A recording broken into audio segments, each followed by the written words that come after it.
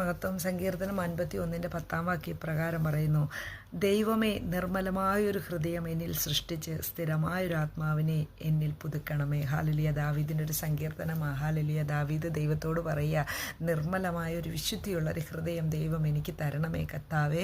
ഹാലലിയ. സ്ഥിരമായൊരു ആത്മാവ്, ദൈവത്തിൻ്റെ പരിശുദ്ധാത്മാവ് എന്നെ നിരന്തരം നടത്തണമേ എന്ന് ഹാലലിയ ഒരു ഭക്തൻ്റെ ആഗ്രഹം. ഹാലലിയ. സ്തോത്രം.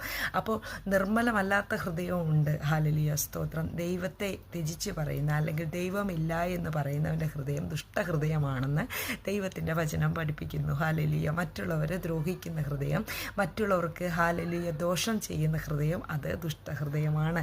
ഹാലലിയ. എന്നാൽ ദൈവത്തെ സ്നേഹിക്കുന്ന, ദൈവത്തെ ആഗ്രഹിക്കുന്ന, മറ്റുള്ളവരെ സ്നേഹിക്കുന്ന, മറ്റുള്ളവരെ കരുതുന്ന, മറ്റുള്ളവർക്ക് വേണ്ടി പ്രാർത്ഥിക്കുന്ന ഹൃദയം നല്ല ഹൃദയമാണെന്ന് ദൈവം പറയുന്നു. എന്താണ് നിർമ്മല ഹൃദയം? ഹാലലിയ. സ്തോത്രം.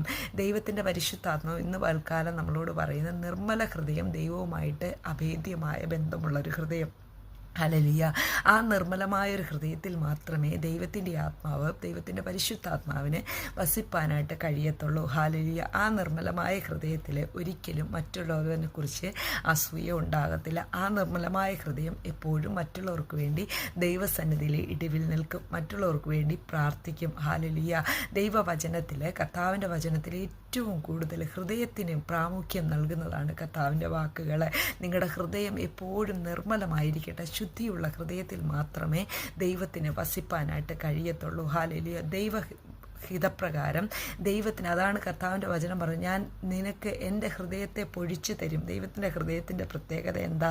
ഹാലലിയ. ദൈവത്തെ വെറുക്കുന്നവരെയും, ഹാലലിയ, ദൈവം സകലരെയും സ്നേഹിക്കുന്നു, അല്ലയോ?